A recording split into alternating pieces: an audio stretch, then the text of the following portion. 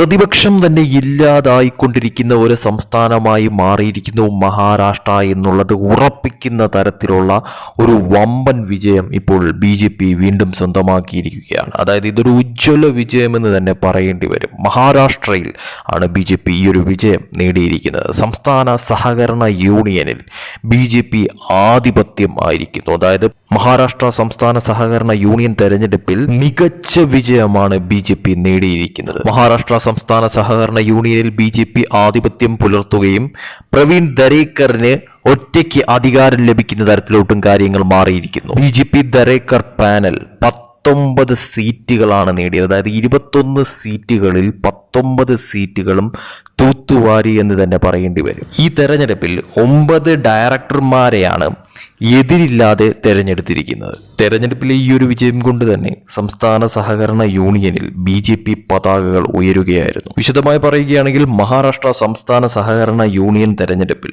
BJP മികച്ച വിജയം നേടുകയും ഈ തെരഞ്ഞെടുപ്പിൽ ദരേക്കർ പാനൽ വ്യക്തമായ ഭൂരിപക്ഷം നേടുകയുമായിരുന്നു. അതായത് 21 സീറ്റുകളിൽ 19 സീറ്റുകൾ ദരേക്കർ പാനൽ നേടി.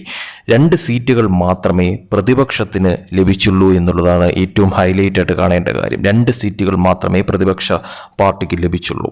ഇതുമൂലം മഹാരാഷ്ട്ര സംസ്ഥാന സഹകരണ യൂണിയനിൽ BJP പതാക ഉയരുകയും പ്രവീൺ ദരേക്കർ ഒറ്റയ്ക്ക് അധികാരത്തിലെത്തുകയുമായിരുന്നു.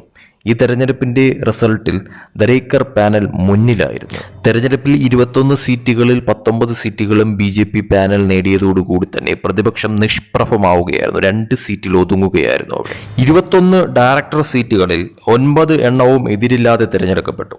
12 ഡയറക്ടർ സീറ്റുകളിലേക്ക് 30 സ്ഥാനാർത്ഥികളാണ് മത്സരരംഗത്തുണ്ടായിരുന്നത്. 9 ഡയറക്ടർമാരെ എതിരില്ലാതെ തിരഞ്ഞെടുത്തതുകൊണ്ട് തന്നെ ഡിവിഷണൽ രജിസ്റ്റേർഡ് റെക്ടറേറ്റ് സൊസൈറ്റികളുടെ നിയമപരമായ അധികാര പരിധിയിലുള്ള നിയോജക മണ്ഡലങ്ങളിലെ ജില്ലാ സഹകരണ ബോർഡ് പ്രതിനിധികളും ഇതിൽ ഉൾപ്പെടുന്നു.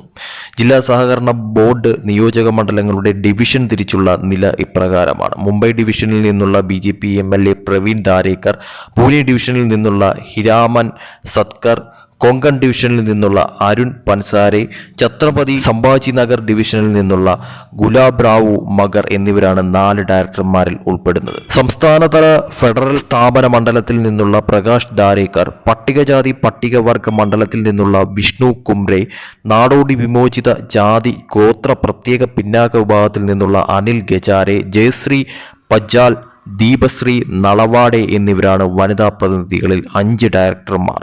മഹാരാഷ്ട്ര സംസ്ഥാന സഹകരണ യൂണിയനിൽ BJP പതാക ഉയർത്തുകയും ഒരു കൈയിൽ പ്രവീൺ ദാരേക്കർ അധികാരത്തിലെത്തുകയും ചെയ്തതോടുകൂടി ആഹ്ലാദ പ്രകടനങ്ങൾ അലയടിക്കുകയായിരുന്നു. ഈ ഒരു വിജയം കൊണ്ട് തന്നെ മഹാരാഷ്ട്രയിൽ പ്രതിപക്ഷം എല്ലാ അർത്ഥത്തിലും വൻ പരാജയമായി മാറിയിരിക്കുന്നു എന്നുള്ളത് വ്യക്തമാണ്. അതായത് കഴിഞ്ഞ നിയമസഭാ തെരഞ്ഞെടുപ്പിൽ ഏറ്റ തിരിച്ചടി അത് തീർച്ചയായിട്ടും മഹാരാഷ്ട്രയിൽ തുടരുകയാണ് പ്രതിപക്ഷത്തിനെന്നുള്ളത് വ്യക്തമാണ്. ഇന്ത്യ സഖ്യത്തിനെന്നുള്ളതും വ്യക്തമാണ്. ഇനി വരാൻ പോകുന്നത് അവിടുത്തെ മുനിസിപ്പൽ കോർപ്പറേഷൻ തെരഞ്ഞെടുപ്പാണ്.